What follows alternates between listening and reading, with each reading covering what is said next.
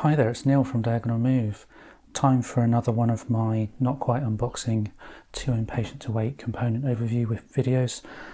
In this video we're going to take a look at Merv, a mid to heavy Eurogame from Osprey Games, designed by Fabio Lopiano with artwork by Ian O'Toole. Osprey Games were kind enough to send me this game for review reasons, and straight away I'm intrigued by the evocative artwork here, which sings of the Middle East and Arabia and exotic climes far from England, where I currently am. The game itself is set in the historic city of Merv at the time when it was a very prosperous city at the heart of what was known as the Silk Road.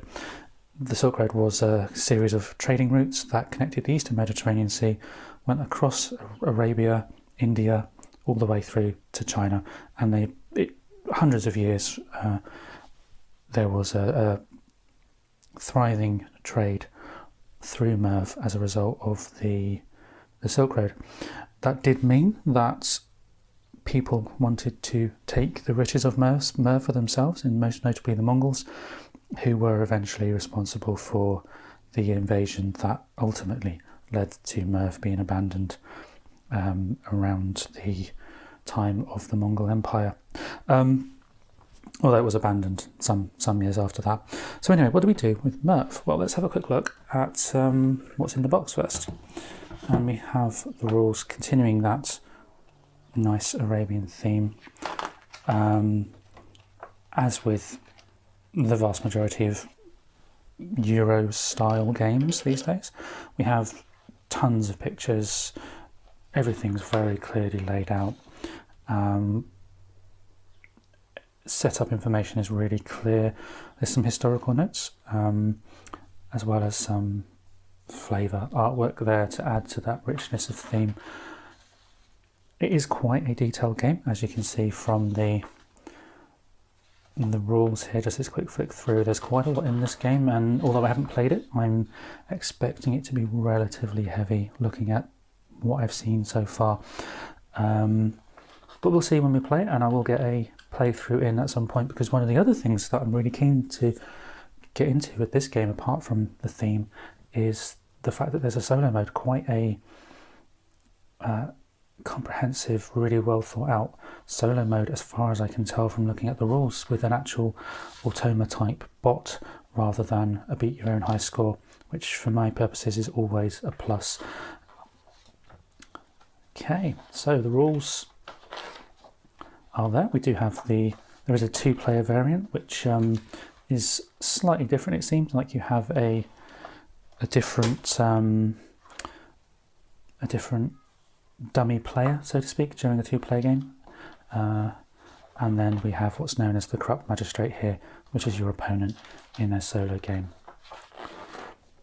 Okay, so let's have a look at what's inside the box. And as with many Euro games these days, we are swamped in lovely bits of wood and bags full of bags, which is again always useful. Let's have a quick look at what we have. We have some large meeples in a variety of colours, as well as a bunch of smaller meeples as well, again in those variety of colours. They look really chunky, really well painted. And what have we got? I think we've got a few more somewhere. Yep, some more. Also got some little discs for the various tracks and markers that we have in the game.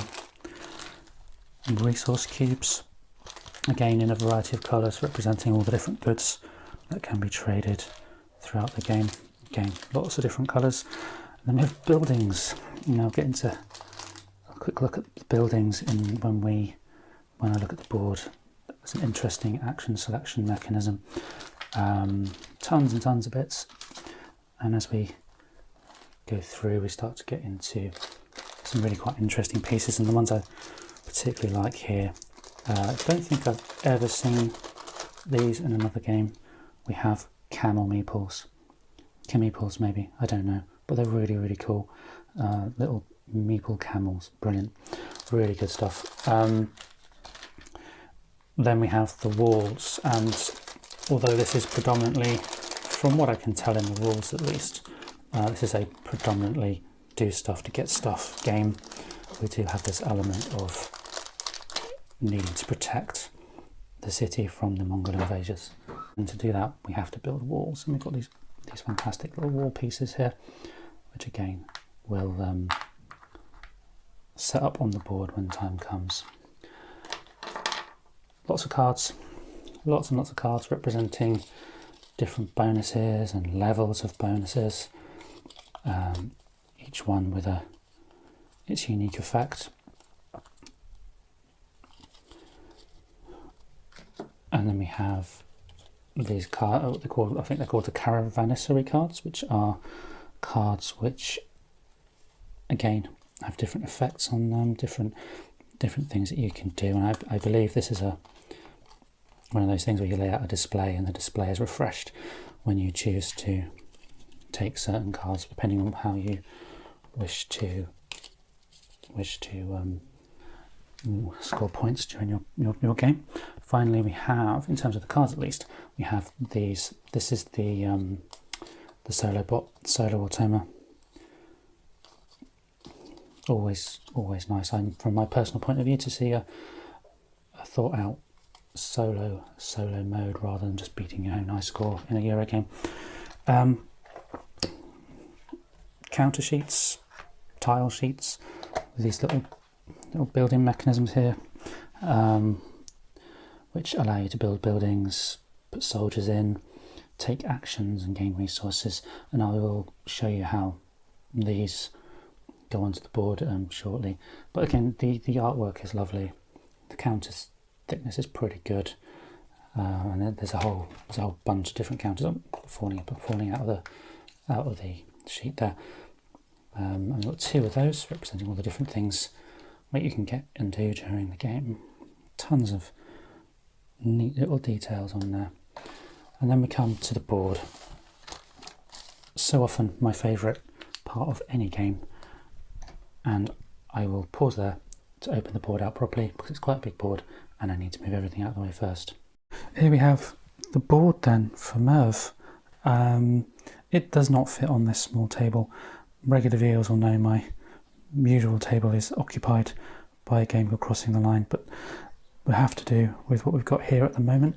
And before I show you how some of these different things work, not instructional, but my understanding of how they work, let's just have a quick look at this board because it's lovely.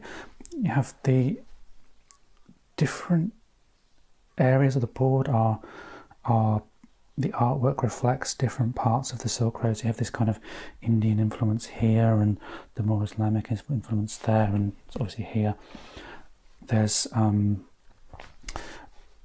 other components or elements along the board as well. For example, you have sort of the sort of evocative imagery here that just sings sort of Persia and the Arabian camel trains and so on at the top there.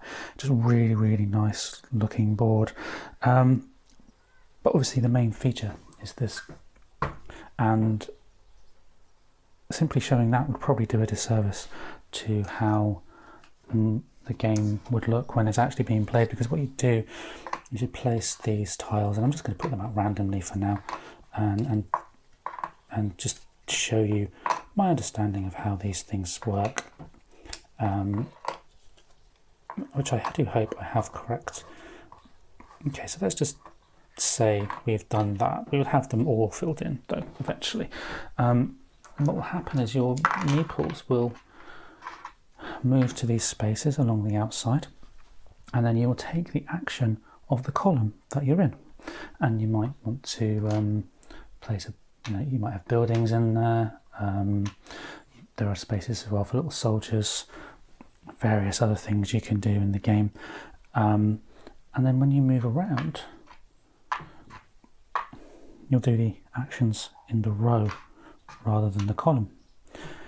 Really neat mechanic. Reminds me of some of the games I've had on the channel with that kind of variable action selection thing going on. But what this game also has is that threat of the Mongol hordes, as I was talking about at the beginning, and this is where these wall pieces come in and at certain points in the game you have to protect the city from a Mongol invasion, and if you don't have these walls, the various things on the columns and get destroyed or affected in some way. I haven't really mentioned it, as I said. I haven't really played it even, as I mentioned. Let me, other things on the board. Oh, the usual kind of tracks and so on. And I believe these camels, which are currently my new favourite component, live on this piece here, and you have a little camel train that goes ever further up the track there. Okay, so that is Merv. Hopefully it's given an overview of how the game looks, a little sense of how it might play, as well as a new appreciation for meeples in the shape of camels. I hope that's been helpful. I've been Neil, and this is Diagonal Move. Please do like and subscribe, and I will see you next time.